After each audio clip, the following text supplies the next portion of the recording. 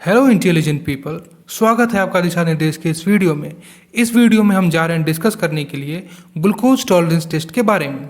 हम ये जानेंगे ग्लूकोज टॉलरेंस टेस्ट क्यों करवाते हैं, ये टेस्ट किस किस को करवाना चाहिए, ये टेस्ट किस किस को नहीं करवाना चाहिए, इस टेस्ट को करने से पहले क्या क्या स्पेशल इंस्ट्रक्शन दिए जाते हैं, ये टेस्ट करने की क्या प्रक्रिया है और इस टेस्ट का जो रिजल्ट आता है उसको किस प्रकार से इंटरप्रेट किया जाता है। मतलब कौन सी वैल्यू में डायबिटीज़ है और कौन सी वैल्यू में डायबिटीज़ नहीं है, ये हम जानते हैं।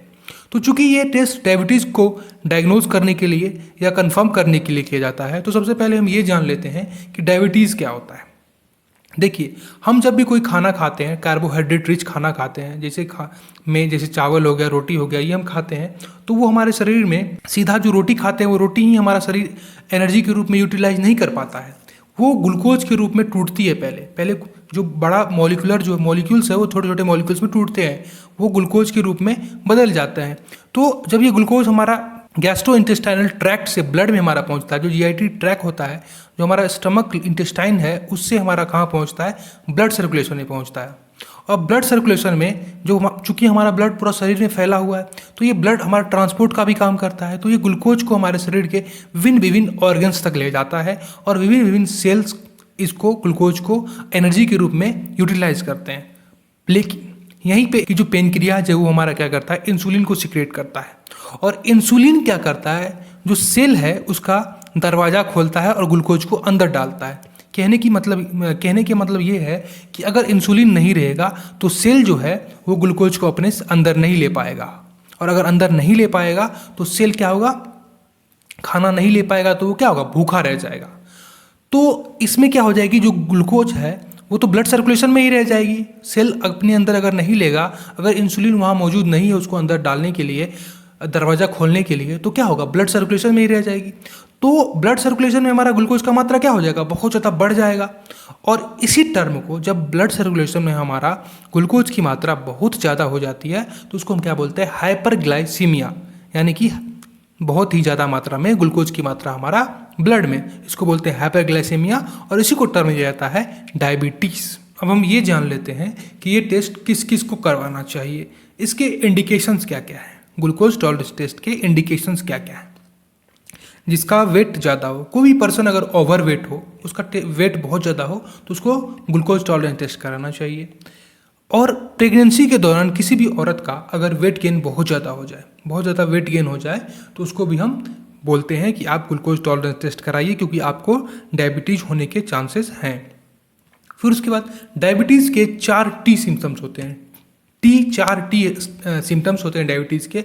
अगर ये देखा जाए किसी में, तो उसको भी ग्लूकोज टॉलरेंस टेस्ट करवाने की हम सलाह देते हैं। तो वो 4T क्या है, T फॉर थर्स्ट, मतलब ज़्यादा प्यास लगना, T फॉर टायर्ड, मतलब बहुत ज़्यादा थका हुआ फील करना, T फॉर टॉयलेट, बहुत ज़्यादा पेशाब लगना, ज़्यादातर रात को बहुत ज़्यादा पेशाब लगना, T फॉर थिनर, मतलब पतला होना, मतलब वेट लॉस होना। अब हम ये जान लेते हैं कि ये टेस्ट किस किस को नहीं करवाना चाहिए। तो ऐसे लोग जिनको पहले से ही डायबिटीज़ कंफर्म कर दिया गया हो डॉक्टर के द्वारा कि आपको डायबिटीज़ है, उनको ग्लूकोज टॉलरेंस टेस्ट नहीं करना चाहिए। उनके लिए कॉन्ट्रा इंडिकेटेड है। और कॉन्ट्रा इंडिकेशन पर्सन में कौन आ रहा है हमारा, the person with confirm diabetes mellitus. उसके बाद हम बात करते हैं कि स्पेशल इंस्ट्रक्शन दिए जाते हैं पेशेंट को कि आपको ये फॉलो करना है 3 दिन पहले से। तो वो क्या क्या स्पेशल इंस्ट्रक्शन है जो कि टेस्ट से पहले बोला जाता है पेशेंट को फॉलो करने के लिए। देखिए, 3 दिन पहले से पेशेंट को बोला जाता है कि आप जो ऐसे खाना जिनमें कार्बोहाइड्रेट की मात्रा बहुत ज़्यादा हो, जैसे आप मान लीजिए चावल हो गया, रोटी हो गया, आलू हो गया, इसमें क्या होती है, कार्बोहाइड्रेट की मात्रा ज़्यादा होती है। तो 3 दिन पहले से आप क्या करिए, ये खाना खाने की मात्रा को बढ़ा दीजिए और ये खाना खाइए, ठीक है। और कोई भी ऐसी दवाई मत लीजिए जिसमें जो कि आपको कार्बोहाइड्रेट मेटाबॉलिज्म को बूस्ट करे। कोई भी ऐसी दवाई होती है जो कि आपके कार्बोहाइड्रेट को का मेटाबॉलिज्म को बूस्ट करती है, तो वो दवाई आप बिल्कुल ना लें, ठीक है। भारी भरकम एक्सरसाइज नहीं करना है। 10 घंटे की कम से कम फास्टिंग बोला जाता है कि 10 घंटे की कम से कम आप फास्टिंग, उसके बाद ही आप अपना पहला सैंपल दीजिए। और इस दौरान आपको ना कभी स्मोकिंग करना है, ना एक्सरसाइज करना है।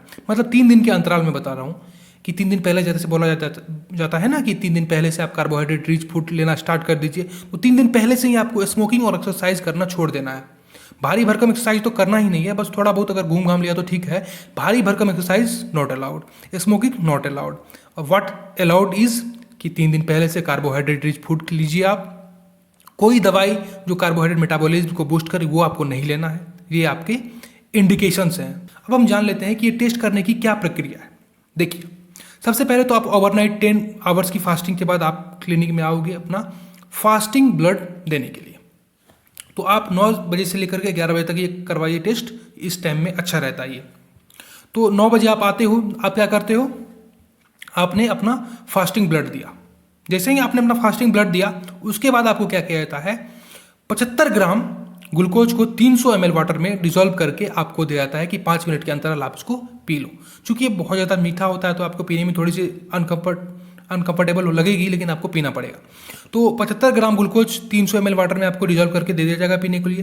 बच्चों में और प्रेगनेंसी में ये डिफरेंट होता है, इनकी मात्रा डिफरेंट होती है। जैसे कि बच्चों में 1.5 to 1.7 ग्राम पर केजी के हिसाब से जाता है ये ग्लूकोज, और प्रेगनेंसी में 100 ग्राम ग्लूकोज दिया जाता है पीने को। अब आपने जब ये पी लिया, 75 ग्राम ग्लूकोज को 300 ml पानी में डाल करके आपने पी लिया, उसके बाद क्या किया जाता है, सबसे पहले तो आपको फास्टिंग में ब्लड शुगर ले गया। उसके बाद हर 30 मिनट के बाद, हर 30 मिनट पर आपका ब्लड सैंपल लिया जाएगा। जैसे आपने 9 बजे अपना फास्टिंग ब्लड शुगर दिया, फास्टिंग ब्लड दिया था, फास्टिंग ब्लड आपने 9 बजे दिया था, फिर आपका 9:30 में लिया जाएगा, फिर आपका 10 में लिया जाएगा, फिर 10:30 में लिया जाएगा, फिर 11 में लिया जाएगा। ठीक है, तो हर एक आधे घंटे के बाद 2 घंटे तक आपका सैंपल लिया जाए, और इन सभी सैंपल्स को एक वैल्यू निकाला जाएगा, आपका जो ग्लूकोज की मात्रा हर 30 मिनट पे किस प्रकार से आपका ब्लड में मौजूद है।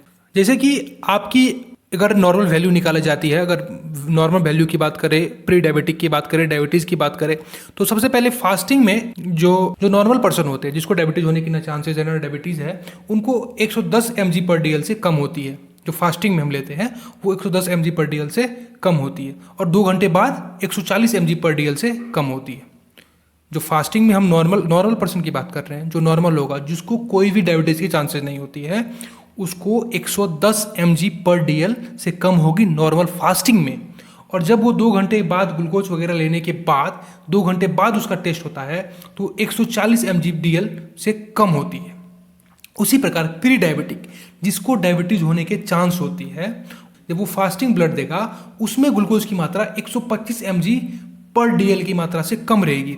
और उसी प्रकार 2 घंटे बाद वाला जो सैंपल लिया गया है उसमें 200 mg/dl से कम होगी। आपको समझ में आ रही बात? जो प्री डायबिटीज, जिसमें डायबिटीज होने की चांसेस होती है, उसको अगर फास्टिंग में ब्लड लिया गया होगा तो उसका मात्रा कितना होगा शुगर की, ग्लूकोज की 125 mg/dl से कम।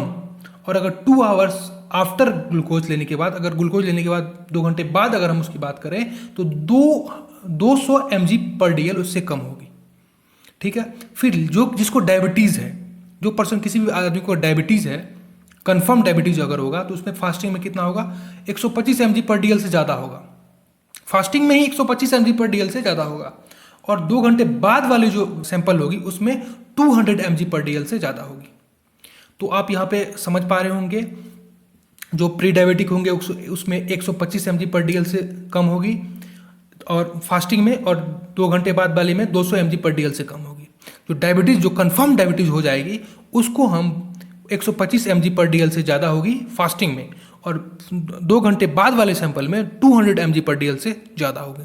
तो आप समझ गए होंगे कि किस प्रकार से इसको इंटरप्रेट किया जाता है, कौन सी डायबिटीज़ हो गई, कौन प्री डायबिटिक और कौन नॉर्मल। इसके बाद यूरिन में भी ग्लूकोज की मात्रा को मापा जाता है, HbA1c टेस्ट से कंफर्म कर दिया जाता है कि इसको जो है डायबिटीज़ है। Thank you very much.